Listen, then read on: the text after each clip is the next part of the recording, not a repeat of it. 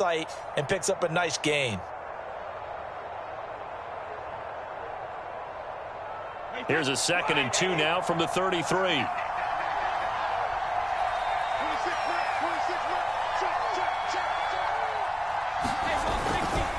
Now a handoff coming left is Gainwell. And he went nowhere. Well, he went backwards, back to the 33. He winds up giving a yard back there, and now it's 3rd and 2. We knew both of these safeties were good in run support, but how about the play we just saw there? How about that closing speed? Able to get to the outside part of the field and turn that play into a loss. This is 3rd and 2. Maybe the biggest play in this football game. Again, a run with Gainwell. And he's going to have the first down, yardage to the 35. 4th quarter, down to the final 2 minutes. And we've got a one-score game. So it's Eagle football here as we get you reset. They come up on a 1st and 10, desperately needing a score here on what could be their final drive. And Brady's throw there, incomplete. That's certainly not the worst thing. It stops the clock and lets your offense catch its breath and lets us exhale a little bit. Now I expect them to call a couple plays in the huddle, so they're ready if a tackle happens inbounds. To throw is Brady. And Brady going to be intercepted a 3rd time. Chidobe Awuzie with a pick. And his guys are going to get the football at the 37-yard line. Line of scrimmage, the 37 on 1st and 10. Back to throw, Mahomes. Escaping the pressure right.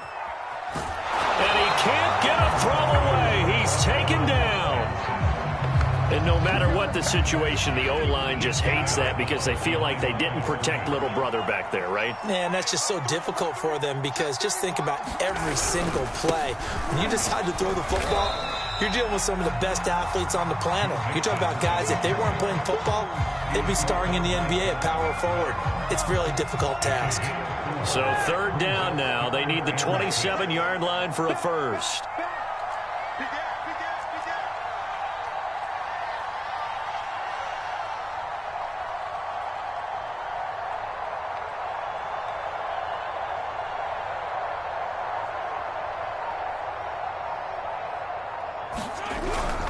Again, it's Mixon. And this play comes to a halt at the 33, and obviously that's well short of the first down. Well, this was just simply excellent defense. On this 3rd down, they had to be alert for the possibility of a pass, but that didn't stop them at all from understanding what was going on when they decided to run the football, and they just swarmed and stuffed them for almost no gain. So on 4th down, out trots the kicker in a big spot here. This to make it a 2-score game.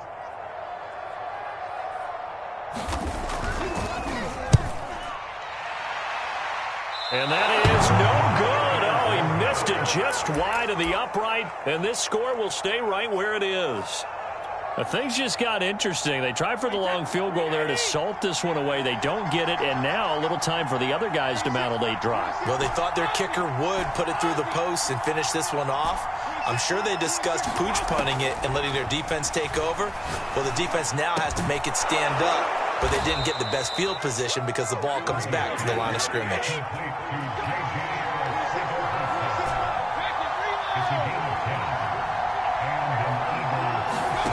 Brady to throw.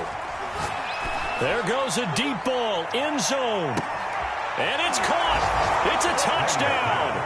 So they rally here in the final minute, and they're an extra point away from tying this game. Yes, it was a touchdown. And not just a TD, but how about a long touchdown that puts them in a great position now. And now just an extra point away from tying this thing. Don't forget the extra point. It's up and good. And, partner, we've got a tie game here in the 4th. This one tied at 14 now as he sends this one away. And this will be a touchback as that sails over the end line.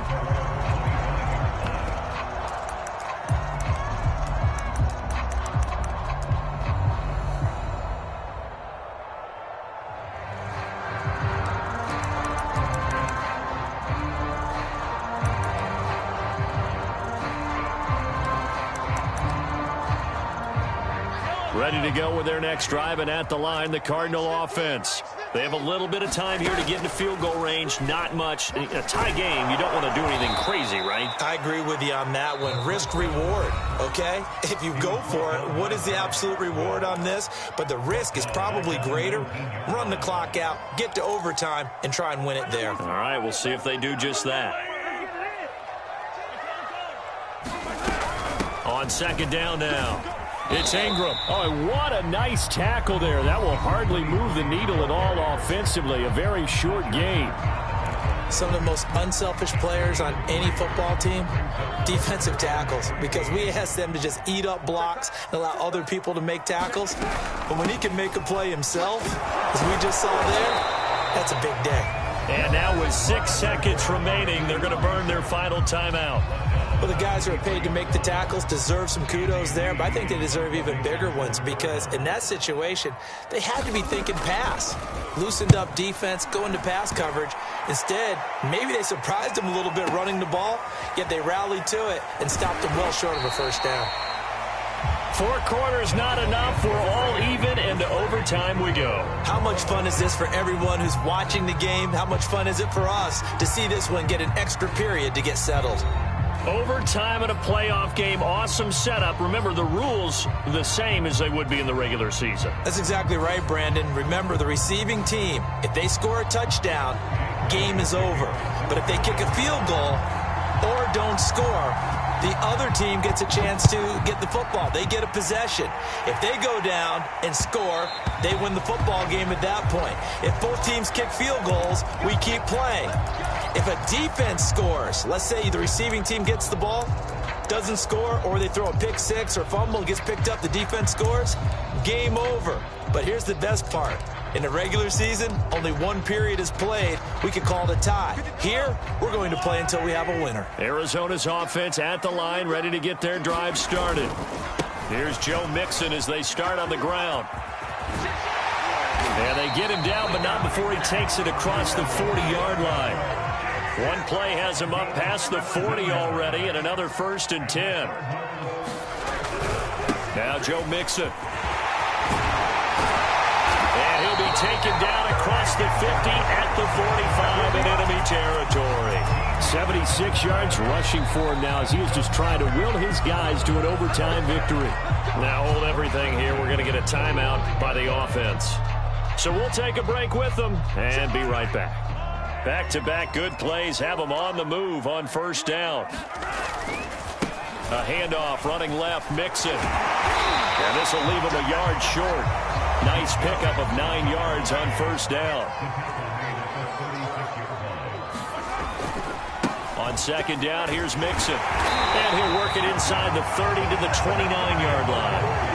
Overtime here out west, and you got a team from the Eastern time zone. Maybe their body clock's a little thrown off, or is that overhyped? I don't think it's overhyped, and I think that for most teams, you're hoping that your mind overrules your body, because your body's looking for slippers and bedtime clothes, right? They're looking for the pajamas.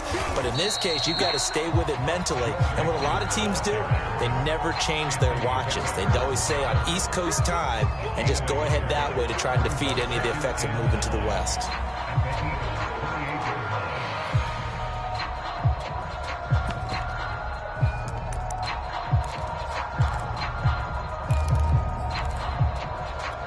Here's 2nd and 9, just a yard on that last run. And with the play clock winding down, we're going to get a timeout. They'll be down to just 1 remaining as we step aside here in overtime.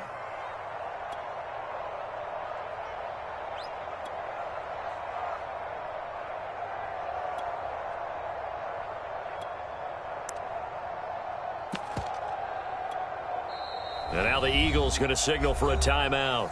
So as they head to the sidelines, we'll head to this break on EA Sports.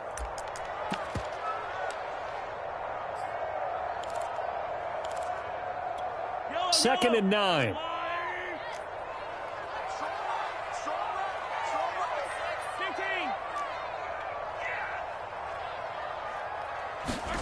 First throw of overtime for Mahomes.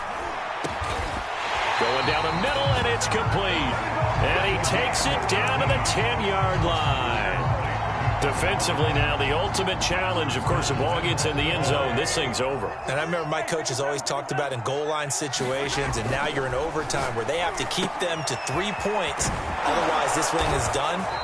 Win your individual battle within the framework of the team defense. Beat that guy across from you and make a play. I expect them to attack on defense and not sit back.